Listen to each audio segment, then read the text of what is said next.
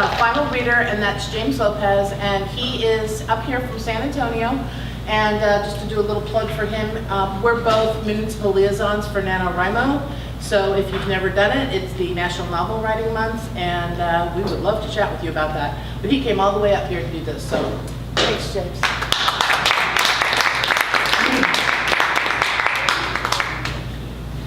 How's everybody doing?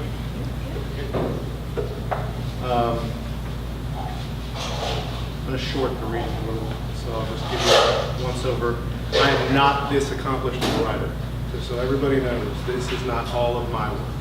This is Sound and Fury. It's a collection of Shakespeare written in punk style and in a novel format, as opposed to written as a play. This is a collaborative work of 5 authors from as far as Spokane, Washington to Virginia, down to Texas, which would be me. My particular was The Tempest, which is what I will be reading to you from. But I just wanted to give you the heads up that, you know, if you actually enjoy my writing, it's only 1/5 of this book. So, you know. Now, I will attest that the rest of it is very well written. This was done as a project for Paws Linwood, which is a large animal shelter in Washington. And based on the returns that we've had from this book, we were able to fund 1 large animal shelter for the entire year of 2016. This also spawned a second Sound and Fury, which I believe is called Once More Into the Breach. And there's another one that's coming out at the end of, or the middle of next year, which will be a classics anthology, which I will have an Odysseus in. So if you like it, there's an Odysseus coming, but just a cheap plug for my own, you know, good humor. I'm sorry, I have a very David Duchovny flat monotone, so I don't do character voices very well. I'll try and feminize it as much as I can. So to give you the roundabout, the punk that I used was called Tesla punk. It's a derivative of, essentially what punk is it's a change in the nature of things. It's adjusting history for the sake of one particular type of technology. It's saying instead of gasoline-powered cars, everybody uses steam. In the case of my particular story, we wrote The Tempest using Tesla punk, which is electricity derived from Tesla coils, and other things such as that. So when you get to there, understand that that's what I'm trying to say. Best I can do. All right, I'm not going to start at the beginning. I'm going to give you 2 excerpts, and I'm going to give you a little bit in between the excerpts so that you know exactly what I'm talking about. And this is bottom of the first page, after we've established Prospero as the ex-king of Milan who has been exiled onto the island of Pergu, where he and his daughter Miranda will hopefully die, according to the new king of Milan, but they live, and thus we are all happy and have to play. All right. What neither Antonio nor Alonso had counted on was the island of Pergu, sitting along the current. It was safer than the Tunisian battlefield, but the island gave Prospero. It was little safer than the Tunisian battlefield, but the island gave Prospero food, a place to land, and was a better fate for his daughter than the death at sea. To protect his new nymph friends on Pergu, Prospero built the coil from the remnants of his ship. He'd hoped to power it with what was left of the engines, or perhaps find a way to harness the tide from the oceans, but the nymphs showed him a better option. They took him to the Rift, a small volcano of life energy near the center of the island. The nymphs had been drawn to the Rift by a previous resident of the island, the witch Sycorax. She'd spent many years trying to cultivate an army of nymphs to avenge being left on Pergu to die. It was Sycorax who infused the nymphs with earthen magic to give them form. Then she taught her soldiers to feast upon other nymphs and increase and enhance their physical shape, growing them into the feral Sycorae of the island. Eventually, however, her blood would become the only thing which could sate their hunger. The rift provided enough power to turn the coil and generate a shield that both deterred the Sycorae and provided ambient energy to the people under it. The gray and pink-hued electrical pulses surrounded the small town near the center of the island. Since the shipwreck, Prospero had developed many ways to harness the shield's energy. Among the first things he developed were ways to give the nymphs more shape. Prospero knew that the shield wasn't enough to protect the nymphs forever. He began to work on powered enhancements that gave the nymphs more human shape, hands that could work on rebuilding his ship, arms and legs to help them farm and grow more crop. It was not long before they had made him their leader, in part because he was benevolent, but also because he controlled the shield. Prospero sat in his captain's chair, surrounded by monitors. Some of them gave readouts of the coil's speed, output, and range. Others gave him information about nymphs who had left the shield perimeter. Each time one of them walked through the hewed walls, Prospero had to transfer a power charge to their enhancements. Without that power, the metal and graphite enhancements would cease to function and make the nymphs an easy target for anything that happened by. A group of nymphs were on the south shore constructing a new ship from the wreckage of Prospero's boat. What could be salvaged sat in a dry dock on the edge of the tide. They fashioned a formidable hull and reconfigured an engine to use one screw, but couldn't get the engine to fire. Prospero found the nymphs were easy to train and took to engineering and construction quickly. A few of them even helped Prospero work on the coil. He watched on the screens as they busily worked. He could see those working on the beach and those working on the coil braces. The pulse of the shield also generated an overview of the island that told him where some of the Sicari were. But there were some nymphs he could not track. Ariel was one of them. She entered the room through the skylight, skirting the rotation of the coil as she fluttered to the ground. Her lean body shifted with the slightest pump of her wings. Ariel had taken much of her look from Miranda, in homage to the girl who had become the best representation of woman on the island. At times, this bothered Prospero. He'd had feelings for the nymph for years, but knew better than to act on them. Miranda and Ariel had grown up together. Sorry, the light up here is ridiculous. Miranda and Ariel had grown up together on the island, but their fates were different. Miranda was human and lived off the sustenance and shelter the island provided. Ariel, like the other nymphs of Purgu, could only go as far as Prospero's enhancements carried her. Her freedom lasted as far as the charge of her wing pack. Ariel glided to the ground at the foot of Prospero's makeshift command center. She was lean and lithe, with light brown spirals of hair falling from the crown of her head.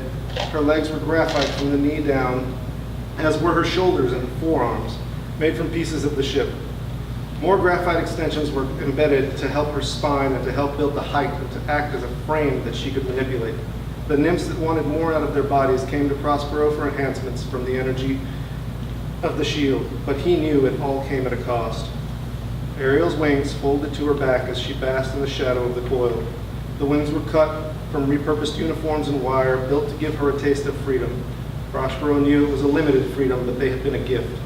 Where other nymphs could charge up and traipse the thick woodland or the beach of the island, Ariel could soar above, though if she went too far, she would fall from the sky like Icarus. Voice. My good king, I have news. Ariel knelt at the front of the console. She looked at the ground in front of her, although Prospero never asked her to prostrate herself. Tell me what you've seen. Ariel looked up, but she would not rise. She was a half a foot taller than Prospero, so never stood in his presence. Her face beamed as she announced, I was on the western side of the island and I spotted a ship on the horizon. And I will stop. Because there's a gap, and I don't want to lead you guys on. I established the characters of Ariel and Prospero. I have to give you all of the background because I've tried to remove magic as a given in all of the writing. To change that particular part made it very difficult. Even in the reading I gave you, there's a little bit of earthen magic, which makes the Sicari more physical. But I tried to replace all of the magic that was in the original Shakespearean play with tech.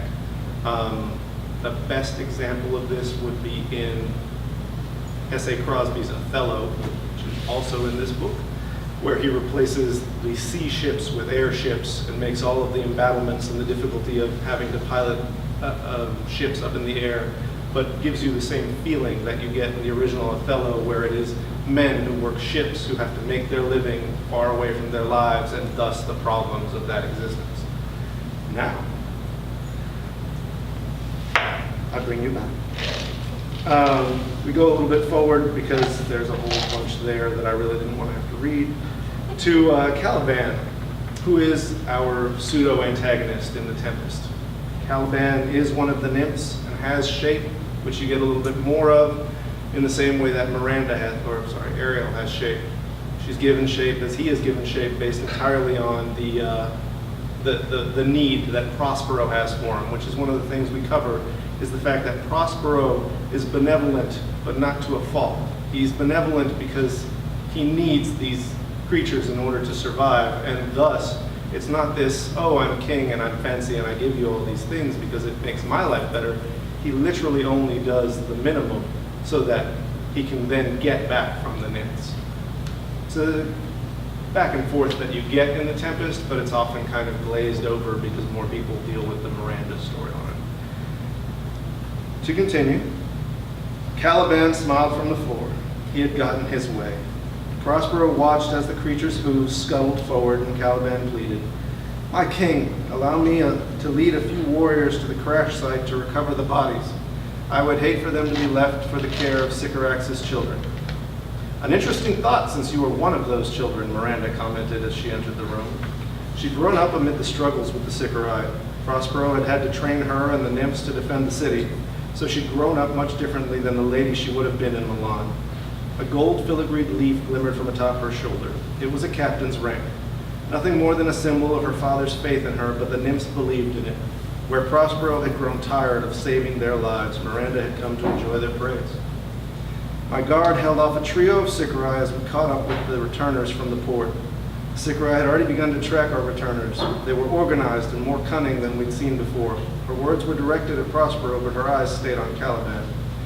Miranda's hand never strayed from the hilt of her blade as she continued. "Perhaps they've been training, or someone is passing the Sycorae information on our tactics." "It is good to see their training didn't catch you off guard, Miranda. Were there any losses?" Caliban asked without looking at her. "My title, little fool, is captain," Miranda replied, though Caliban would not avert his gaze. "You would do well to remember it. Perhaps you would stand a bit taller if you had." "My apologies to your daughter, good king. She seems to think this imagined rank she wears carries real weight." Caliban kept his attention on Prospero as Miranda took a step closer. "That somehow these troops see her as anything more than a bother who leads them into certain death." Miranda drew her blade and stepped toward the nymph, her hand still as a stone. The ridge of her blade carried no charge. She wouldn't need it to kill Caliban, but Prospero knew better than to let her spill blood in his throne room. "Captain, what is your report?" She turned her gaze from Caliban and locked it onto Prospero, her blade still. Caliban would not move, fearful that it would incite her. Prospero could see the hate between her green eyes and waited patiently as she searched for the right words. "I lost one of the workers and one of my guards. We were short-handed, and as I said, the Sycorae seemed to know exactly where to strike us." Prospero watched Caliban for any sign of truth in his face. He wasn't sure why or how, but he knew the nymph had something to do with the Sycorae. Since his attack, he'd been jockeying for position to take Prospero's crown. Rumors were spreading of Prospero's hate for the nymphs, and how he kept them subservient. If the Sycorae did come through the shield, Caliban could ride the carnage into a position of control.